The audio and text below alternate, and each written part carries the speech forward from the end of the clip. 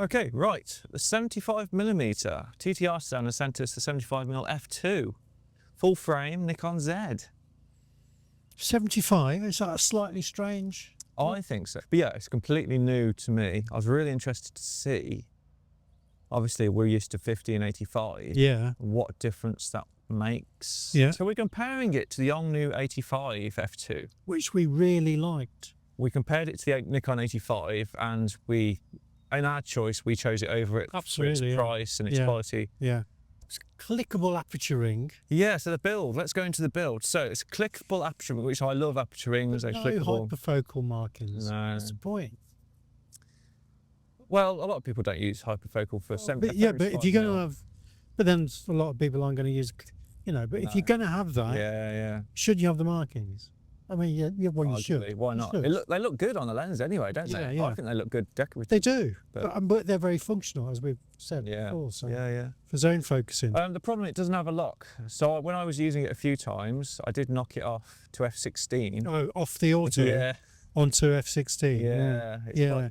It is a little bit easy to move. It could be doing with being That's the same with all lenses. Like Nikon lenses have that inner focus ring, that inner ring, don't they? And I always turn it off because I'm always... Yeah, that's different though. That's just, it's a smooth ring that can be programmed for different things. Yeah. This is a dedicated clickable, and you can feel all the detents, on the settings. It just should be a little bit stiffer to avoid, so you don't catch it. Accident.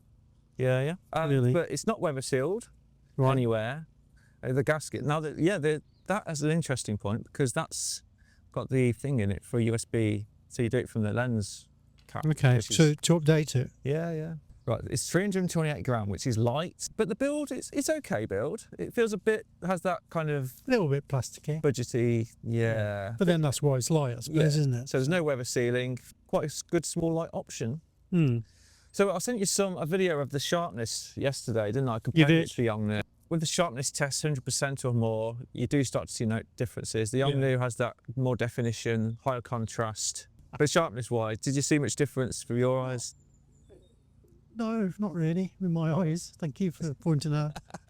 Yeah, no, not really. Right, on my big screen, you can tell that Yongnuo has a crisper contrast, a bit more high definition.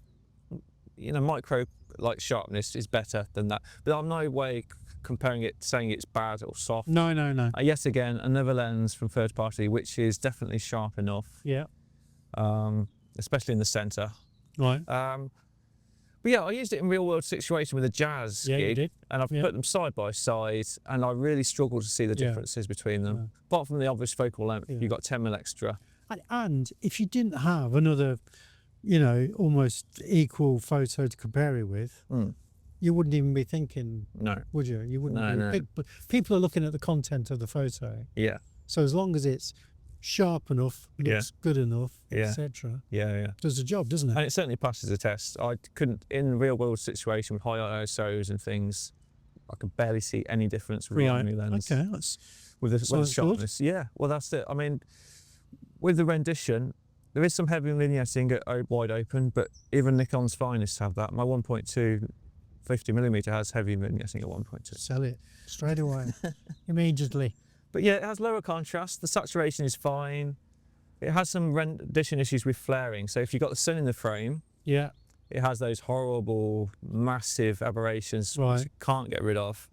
Okay. Unless we use AI or something. Whereas the Yongnuo lens is much more contained. It's more, but there's no chromatic aberration with this lens. I saw that you said which that. I'm really surprised about. I was expecting it, but there was hardly nothing, which is amazing. If there was, it's easy to get rid of, but it's nice to see that it wasn't there in the first place. With focusing the speed though, it's most of the time it's fine. So I'm putting examples to show everyone, and it looks very similar to the Yongnuo. Yeah, it was a little bit of it's that little bit of jarring sometimes when I was in the garden as well.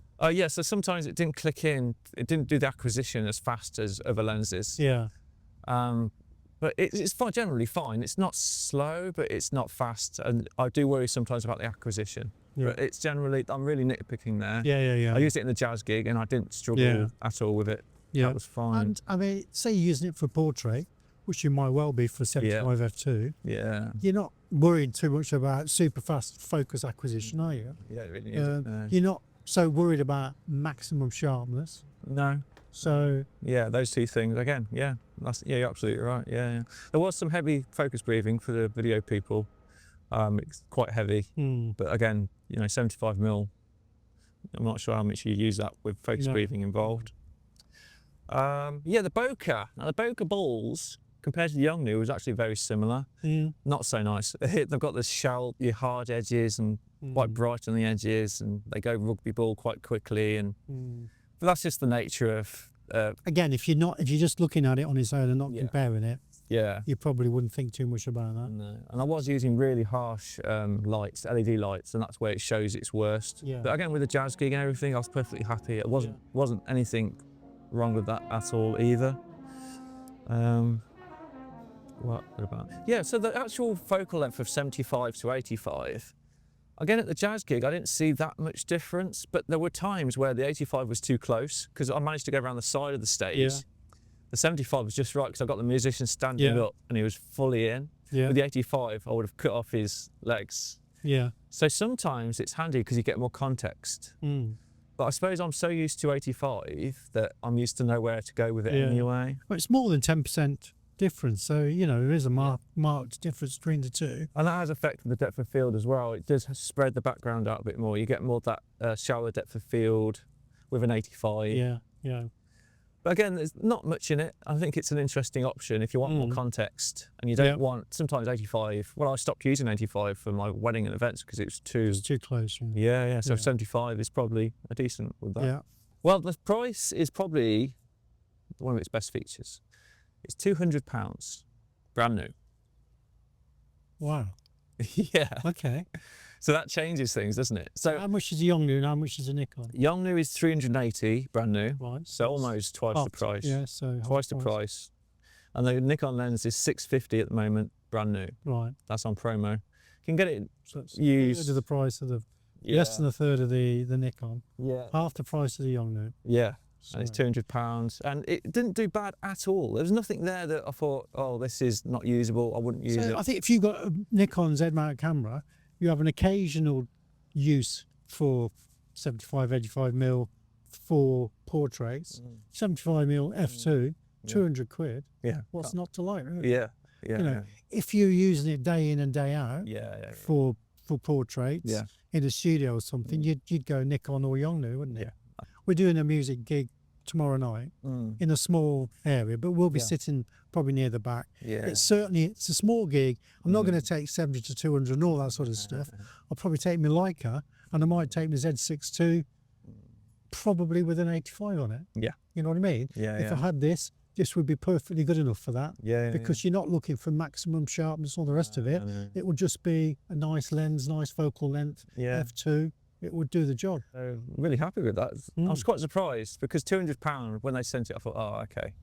Yeah, there you go. Another tick in the box for third-party lenses, really. Well, it's just another one, isn't it? I mean, how many have we reviewed where we thought we were a bit sceptical going into it, and then we thought, well, actually, there aren't any bad lenses anymore. No. I mean, £200 is on par with those pancake Nikon lenses. And I would say it's the same quality of them, to be honest. So really well done to the TTArtisan. Thanks for sending it to us. Thank you.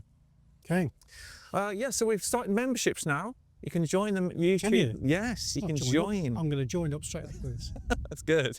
And there's different tiers. The second tier, you can have exclusive videos, which maybe once a month, which no one else will see. We'll go out extra to film those, so an extra for the video. Also, buy us a coffee, one-off donation. You can buy us a coffee. Very kind. You can also be a member there. We need plenty of caffeine to keep this up. We do. All right. See you next time. See you next time. What are we doing next time? No idea. We nearly finished our film camera off. I need to go and use the film up. Right, okay, see you next time. See you next time.